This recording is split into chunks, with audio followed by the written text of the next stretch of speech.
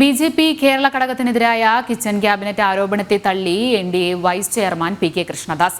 വാർത്തകൾ അടിസ്ഥാനരഹിതവും വസ്തുതാവിരുദ്ധമെന്നും പി.കെ. കൃഷ്ണദാസ്. സംസ്ഥാന അധ്യക്ഷൻ രാജീവ് ചന്ദ്രശേഖരന്റെ നേതൃത്വത്തിൽ പാർട്ടി ഒറ്റക്കെട്ടായി തെരഞ്ഞെടുപ്പുകളെ നേരിടുമെന്നും കൃഷ്ണദാസ് വ്യക്തമാക്കി.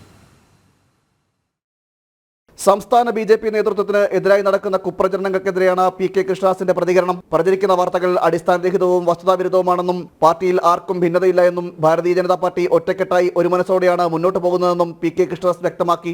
അത്തരം വാർത്തകൾ അടിസ്ഥാനരഹിതമാണ്, വാസ്തവവിരുദ്ധമാണ്. ശ്രീ രാജീവ് ചന്ദ്രശേഖർജിയുടെ നേതൃത്വത്തിൽ ഭാരതീയ ജനതാ പാർട്ടി കേരളത്തിൽ ഒറ്റക്കെട്ടായിട്ട് ഒറ്റ മനസ്സോടുകൂടി മുന്നോട്ട് പോകുന്നു. ഞങ്ങളുടെ മുന്നിൽ 2026 നിയമസഭാ തെരഞ്ഞെടുപ്പും 2025 പ്രാദേശിക തെരഞ്ഞെടുപ്പും പഞ്ചായത്ത് മുനിസിപ്പൽ കോർപ്പറേഷൻ തെരഞ്ഞെടുപ്പുമാണുള്ളത്.